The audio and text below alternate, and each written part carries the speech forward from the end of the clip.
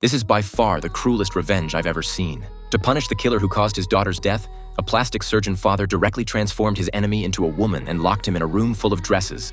But how could a proud 7-foot-tall man endure such humiliation? Jack grabbed the dress on the bed and tore it to shreds.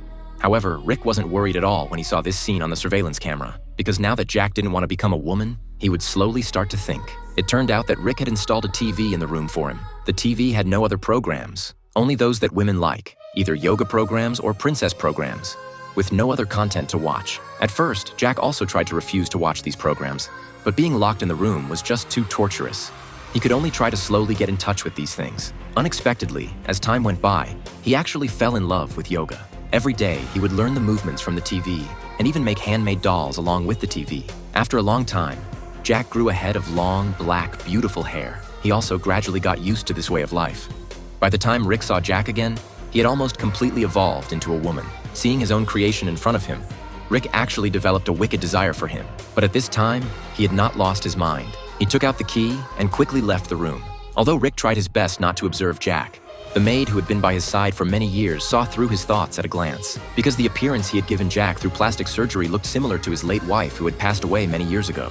In order to prevent a tragedy from happening, the maid suggested that Rick hurry up and get rid of Jack. Otherwise, the longer time passed, the more reluctant he would be to take revenge. After hearing this, Rick was unwilling to say more and turned around and left. But just as he had just walked out the door, an unexpected visitor wearing a tiger outfit arrived at the house. This man was none other than the maid's son who had worked for the wealthy family for many years. Seeing her son coming to the door, the maid had no choice but to bring him back home. Just as the maid prepared a hearty dinner for her son, the TV suddenly started reporting news of a robbery suspect. Upon closer inspection, the suspect turned out to be her son. Realizing that her son had come to find her to hide from the pursuit, the maid told her son to stay for one night and then leave quickly.